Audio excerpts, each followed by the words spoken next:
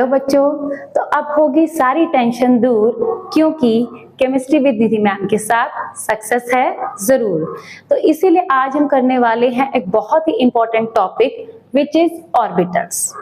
बेटा, orbital topic करने से पहले हमें थोड़ा सा आइडिया होना चाहिए कि आखिर ऑर्बिट और ऑर्बिटल में क्या डिफरेंस है। अब ये पॉइंट्स तो हमें हर जगह सुनने को मिलेंगे, तो आज इस क्लास में क्या खास है।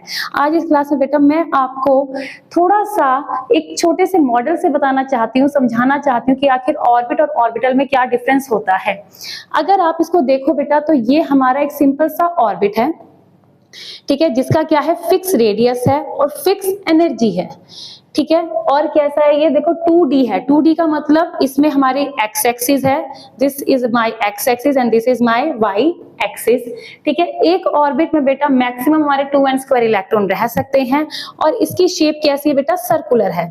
ये जो है हमारा ये इलेक्ट्रॉन है जो कि सर्कुलर ऑर्बिट में घूम रहा है, जैसे हमारे प्लैनेट्स जो होते हैं वो सन के अराउंड घूमते हैं। अब हम बात करते हैं बेटा ऑर्बिटल की। ऑर्बिटल जो है बेटा वो हमारा एक 3 डायमेंशनल स्पेस है। ये देख रहे हो आप, ये हमारा क्या है, ये एक तरीके की, आप इसको इमेजिन करो पूरी की पूरी बॉल है हमारी। एक 3 डायमेंशनल स्पेस है जिसमें हमारे पास एक्स एक्सिस है, वाई एक्सिस है और ये जेड एक्सिस है। और मेरा इलेक्ट्रॉन इसमें यहाँ पर पूरी जगह पर कहीं पर भी घूम सकता है। तो ये है बेटा मेरा ऑर्बिटल। अगर आप इसको ध्यान से देखो तो आप समझ पाओगे कि ऑर्बिटल आखिर क्या है। हम तो ये पूरा स्पेस है बेटा जहाँ पे मेरा इलेक्ट्रॉन घूम रहा है। हम इसको डेफिनेटली नहीं बोल सकते कि मेरा ऑर्बिटल, मेरा इलेक्ट्रॉन यहीं पर ही होगा। मेरा इलेक्ट्रॉन यहाँ पे पूरे एरिया में कहीं भी घूम सकता है। एक तरीके का 3 डायमेंशनल स्पेस है। So this is orbital. तो बेटा सबसे पहले हम डिस्कस करेंगे अपने s ऑर्बिटल को। s ऑर्बिटल जो होता है बेटा वो कैसा होता है, न्यूक्लियस के अराउंड एक स्फेरिकल सा एरिया है, ठीक है। क्योंकि इसमें जो हमारी सिमेट्री है, इलेक्ट्रॉन को ढूंढने की जो प्रोबेबिलिटी है वो चारों डायरेक्शन में इक्वल है, तो इसमें इसकी शेप कैसी होती है, स्फेरिकल होती है। यहाँ पर देखो बेटा, यहाँ पर ये हमारे न्यूक्लियस के साथ ही हमारा पहला s ऑर्बिटल स्टार्ट हो जाता है। 1s का मतलब क्या है, दिस 1 रिप्रेजेंट्स माय शेल, कि पहले शेल में ही हमारा s ऑर्बिटल है जो कि बिल्कुल क्या है, न्यूक्लियस के साथ है। उसके बाद बेटा 2s, ये येलो क्या है, मेरा 2s है, ठीक है। ये 1s के बाद 2s, फिर उसके बाद बेटा एक और जो नेक्स्ट येलो लाइन है वो रिप्रेजेंट कर रही है मेरा 3s ऑर्बिटल। अब इसको हम एक बार एक 3D मॉडल के थ्रू देखते हैं बेटा।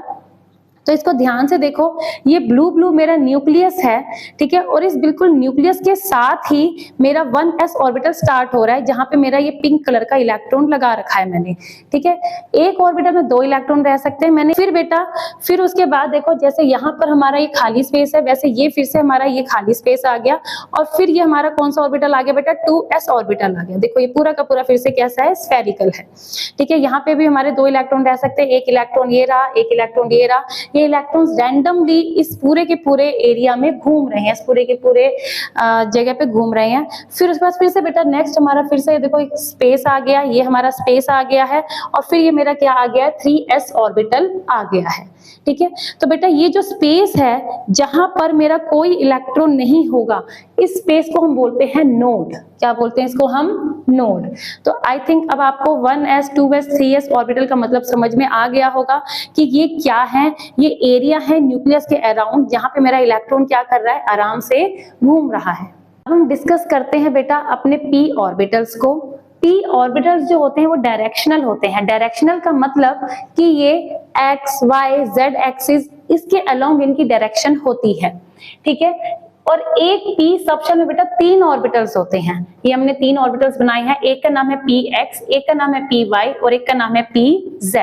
इनकी शेप कैसी होती है बेटा, डंबल होती है, यानी कि मेरा इलेक्ट्रॉन इस एरिया में घूमता रहेगा। ये है px, क्यों, क्योंकि ये x एक्सिस के अलोंग है। ये है py, क्यों, क्योंकि ये y एक्सिस के अलोंग है। और ये है pz, क्यों, क्योंकि ये z एक्सिस के अलोंग है। और ये जो एरिया बेटा यहाँ को हम यहाँ पे क्या बोलते हैं, नोड, जहाँ पे मेरा इलेक्ट्रॉन प्रेजेंट नहीं होगा। इसी को बेटा अब हम इस फॉर्म में देखते हैं।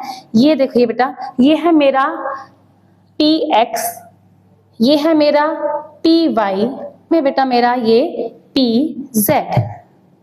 ये देखो बेटा, इस तरीके से मेरे इलेक्ट्रॉन्स जो होते हैं वो p ऑर्बिटल में प्रेजेंट होते हैं, x एक्सिस, y एक्सिस और z एक्सिस।